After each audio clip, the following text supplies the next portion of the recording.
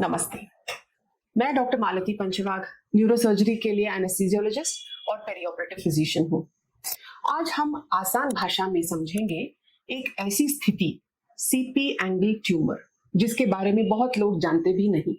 CP angle यानी सेरेबेलो-पोंटाइन angle. नाम बड़ा है लेकिन चिंता मत कीजिए, मैं सब कुछ आसान उदाहरणों से समझाऊंगी और हाँ, आखिर में एक दिलचस्प राज भी बताऊंगी, तो अंत तक जरूर देखिएगा। तो आखिर ये सीपी एंगल क्या होता है? यह आपके दिमाग के पीछे कान के पास एक छोटा सा त्रिकोणीय हिस्सा है। बहुत नाजुक जगह है क्योंकि यहाँ से कई अहम नसें गुजरती हैं। सुनाई, संतुलन, चेहरे की हरकत, निगलना, ये सब नसें। छोटा सा ट्यूमर भी यहाँ बड़ी दिक्कतें दे सकता है। तो अब क्वेश्चन है, किस तरह का ट्यूमर यहाँ उगते हैं? ज्यादातर ट्यूमर यहाँ नॉन कैंसरस होते हैं और धीरे धीरे बढ़ते हैं। 3 आम प्रकार है। वेस्टिबुलर श्वानोमा, सुनने और बैलेंस वाली नस से स्टार्ट होता है। मेनिंजियोमा, ब्रेन के एक मेम्ब्रेन से। और एपिडर्मॉइड सिस्ट, जन्म से ही मौजूद धीरे धीरे बढ़ने वाला ट्यूमर है। सबसे कॉमन है वेस्टिबुलर श्वानोमा। हमारे सेंटर में 25-30 सालों में हमने इस प्रकार के सीपी एंगल ट्यूमर्स को काफी देख चुके हैं और आधुनिक तकनीक, microscope, neuro navigation, neuro monitoring, इन सब से सर्जरी और भी सुरक्षित हो चुकी है।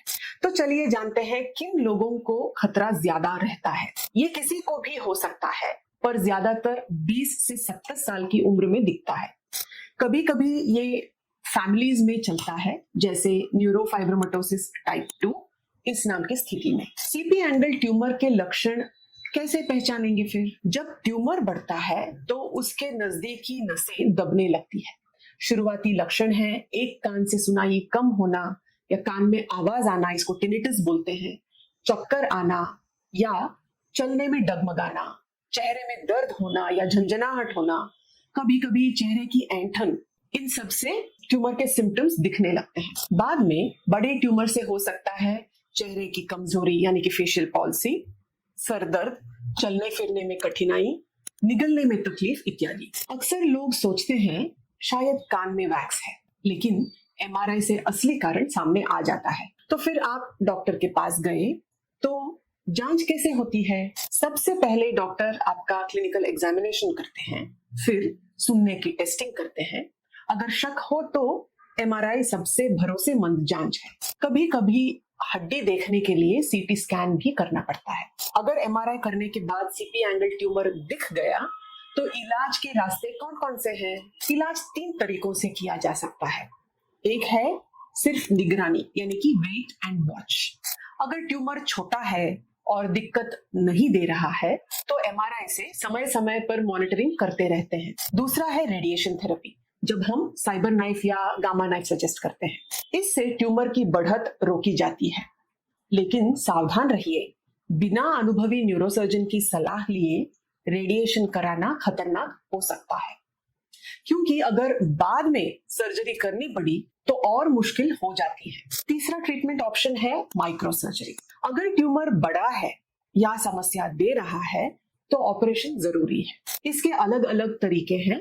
कान के पीछे से अगर करें तो इसको रेट्रोमास्टॉइड अप्रोच बोलते हैं, साइड से करें तो मिडिल फोसा अप्रोच बोलते हैं, और सुनाई अगर चली गई है तो ट्रांसलैब्रिन्थाइन अप्रोच से हम ऑपरेशन करते हैं। As a neurosurgical team experience for more than 25-30 years, हमारी हमेशा कोशिश यही रहती है कि ट्यूमर निकले और चेहरे व सुनने की नसें भी सुरक्षित रहे।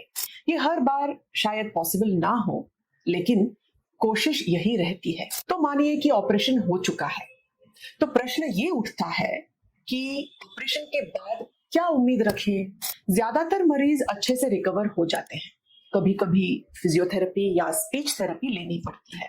अगर नसों को बचाने के लिए थोड़ा ट्यूमर छोड़ा जाए तो बाद में रेडिएशन से उसे कंट्रोल किया जा सकता है। हमेशा लक्ष्य यही होता है, जीवन की क्वालिटी बचाना।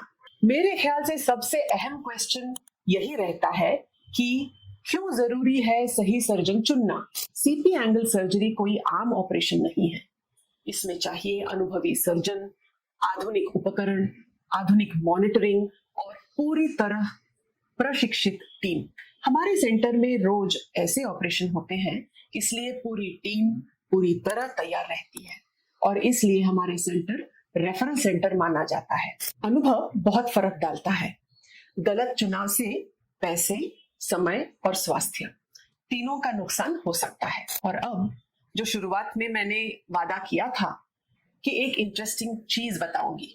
क्या आप जानते हैं कुछ ट्यूमर जैसे एपिडर्मॉइड सिस्ट जन्म से ही मौजूद होते हैं, बस धीरे धीरे बढ़ते हैं और 20-30 साल की उम्र में लक्षण देना शुरू करते हैं। इसलिए लोग सोचते हैं कि समस्या अचानक आई है, लेकिन एमआरआई तुरंत सच्चाई दिखा देता है। एपिडर्मॉइड सिस्ट नॉन कैंसरस है और ब्रेन की नसों पर दबाव, खासकर वेस्टिबुलोकॉक्लियर यानी कि 8वीं नस और ट्राइजेमिनल यानी कि 5वीं नस पर दबाव डाल सकता है, जिससे सुनाई कम होना, चक्कर आना, कान में आवाज यानी कि टिनिटस और ट्राइजेमिनल न्यूरैल्जिया जैसी समस्याएं पैदा कर सकता है।